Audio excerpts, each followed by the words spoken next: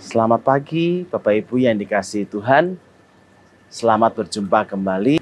Mari kita satu dalam doa. Kita berdoa. Tuhan, terima kasih untuk kebaikan Tuhan.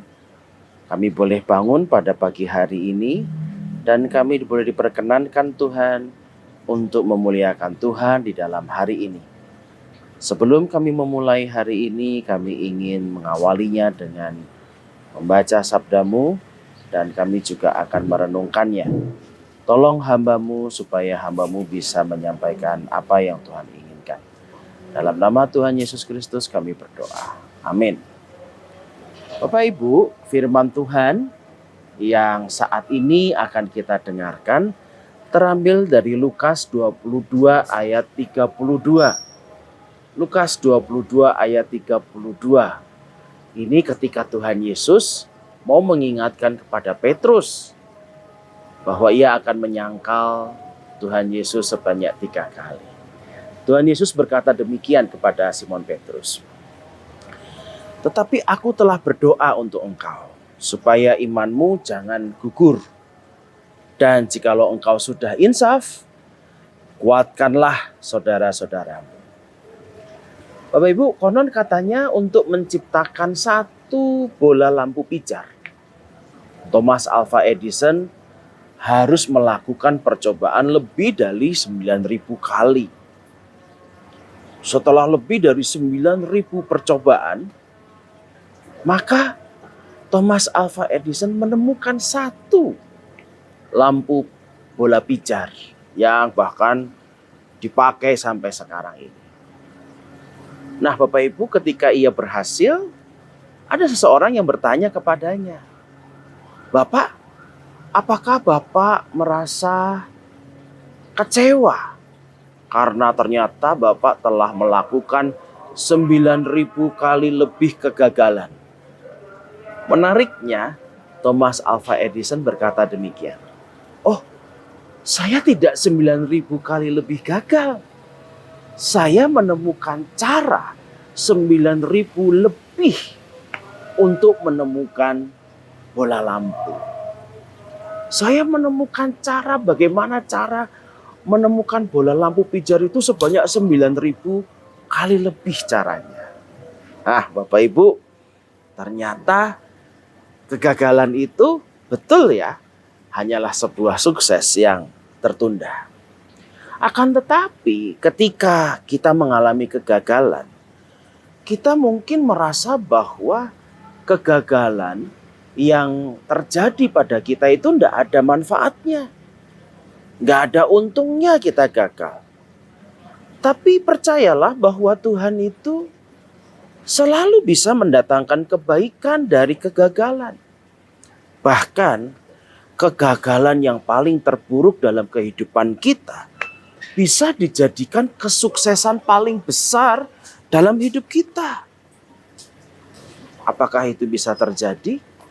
Wah, tentu hal itu sangat-sangat bisa terjadi jika kita sendiri yang mengizinkannya.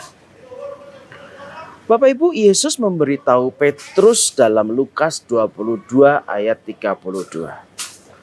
"Tetapi aku telah berdoa untuk engkau, supaya imanmu jangan gugur. Dan engkau, jikalau engkau sudah insaf, kuatkanlah saudara-saudaramu." Bahkan sebelum Simon Petrus jatuh dalam kegagalan untuk menyangkal Yesus 3 kali, Yesus sudah terlebih dahulu memberitahu bagaimana Allah dapat menggunakan kegagalannya itu untuk kebaikan. Lalu bagaimana caranya Tuhan mengubah kegagalan kita menjadi keberhasilan? Hal itu sepenuhnya adalah rahasia Tuhan. Kita tidak akan pernah tahu bagaimana cara Tuhan mengubah kegagalan kita menjadi banyak sekali kebaikan yang ada.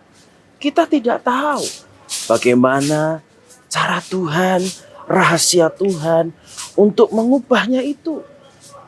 Karena kita tidak dapat yang namanya mendalami atau mengerti cara Tuhan. Bukankah cara Tuhan itu sangat misteri bagi kita? Kita hanya dapat mengerti apa yang harus kita lakukan. Biarlah cara Tuhan itu menjadi bagian Tuhan. Dan kita melakukan bagian kita sendiri. Apa itu bagian kita? Kalau dari apa yang didoakan oleh Tuhan Yesus kepada Simon Petrus, maka bagian kita adalah menjaga agar iman kita tidak gugur. Agar di dalam kegagalan kita tidak menjadi tawar hati. Bahkan pahit hatinya. Sehingga akhirnya kita memutuskan untuk berhenti dari usaha yang terus-menerus seharusnya kita perjuangkan. Bapak Ibu, di malam yang sama ketika Petrus menyangkal Tuhan Yesus, ada seorang murid Tuhan yang lain yang ternyata juga mengalami kegagalan. Ia mengkhianati dan menjual Tuhan Yesus. Namanya Yudas. Nah, tapi walaupun sama-sama menjadi orang yang gagal pada saat itu, Petrus dan Yudas adalah sama-sama orang yang gagal. Yudas agak sedikit berbeda seperti Petrus. Setelah mengalami kegagalannya, ia memilih untuk menghancurkan hidupnya sendiri. Dengan cara untuk menggantung diri. Dia merasa bahwa ketika dia gagal, sudah tidak akan ada lagi hari depannya. Gagal, sudah tidak ada lagi pengharapannya. Ya sudah, lebih baik saya menggantung diri. Berbeda dengan Petrus. Petrus malah justru bangkit dari kegagalannya. Dia menjadi seorang guru dan bahkan dia menjadi seorang pemimpin gereja Tuhan.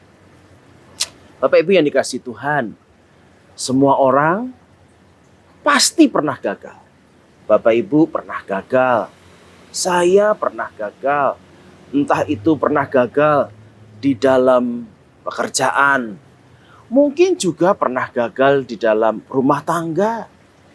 Atau mungkin pernah gagal ketika menempuh sekolah. Atau menempuh cita-cita yang ada. Mewujudkan cita-cita yang ada. Kita semua pernah lah. Pasti pernah mengalami kegagalan.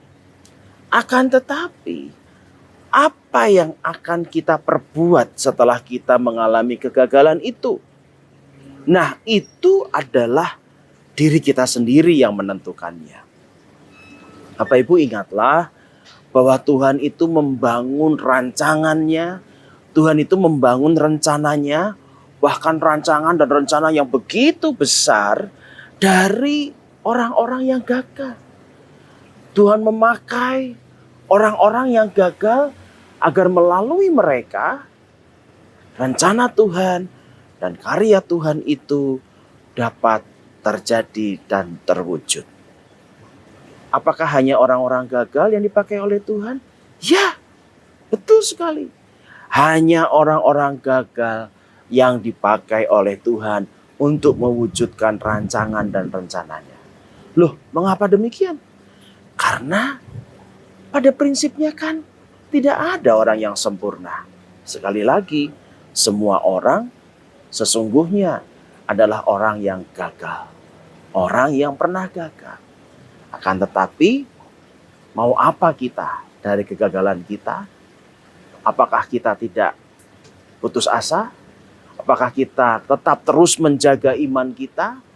Atau kita justru malah menjadi Yudas yang hancur dan menghancurkan hidupnya? Itu semua betul-betul ada dalam pilihan kita. Amin. Mari kita berdoa. Tuhan Yesus, pagi ini kami mau mengucap syukur atas izin Tuhan yang telah membuat kami melewati kegagalan-kegagalan dalam hidup kami. Ketika kami gagal, kami tahu bahwa Tuhan mengetahuinya. Tuhan tahu betapa hati kami terkoyak. Tuhan tahu betapa hati kami merasa sedih, merasa hancur. Tetapi ya Tuhan, kami percaya bahwa Tuhan yang ajaib itu adalah Tuhan yang pasti terus-menerus memberikan kepada kami kesempatan. Tuhan, tolonglah kami. Melalui Roh-Mu yang kudus, kami dimampukan untuk belajar dari kegagalan kami dan bangkit dari kegagalan kami. Sehingga justru melalui kegagalan kami, karya dan rencana Tuhan terjadi sangat indah, bahkan jauh melebihi setiap kegagalan-kegagalan yang terjadi dalam hidup kami. Terima kasih ya Tuhan Yesus. Di dalam nama Tuhan Yesus Kristus, kami akan membuka hari kami belajar dari setiap kegagalan kami dan kami percaya Tuhan mengubah kegagalan kami menjadi kesuksesan yang besar. Di dalam nama Tuhan Yesus kami berdoa. Amin.